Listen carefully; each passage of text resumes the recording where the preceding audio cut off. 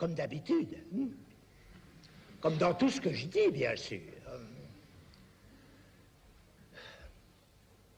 Pourquoi dirais-je autre chose que ce dont il s'agit, justement, dans ce qu'il en est de l'inconscient?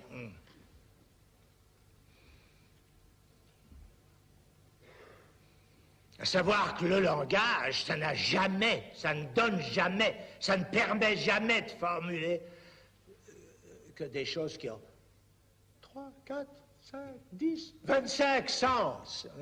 Le sujet supposé savoir.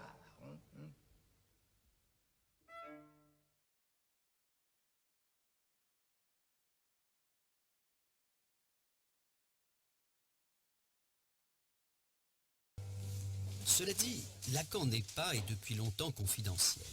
C'était le cas de son vivant, c'est encore plus vrai aujourd'hui, où les lacaniens à travers le monde se comptent par milliers, y compris chez ceux-là même qui n'étaient pas encore nés au moment de sa mort, en septembre 1981, telle la petite bande du diable probablement, l'une des revues les plus inventives du moment. Pour moi, dans l'imaginaire et dans l'iconographie, il a un côté 70s avec son cigare tordu, ses cols Mao, etc.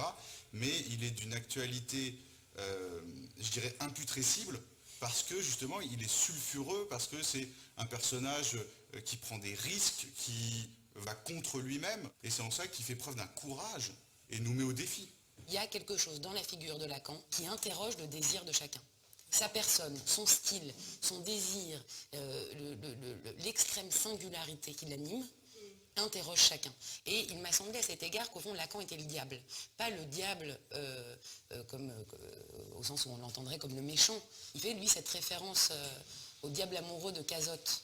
Le diable qui vient interroger chacun au plus intime de son être et lui dire au fond qu'Evoy. Bien vu. Qu'Evoy, que veux-tu vraiment?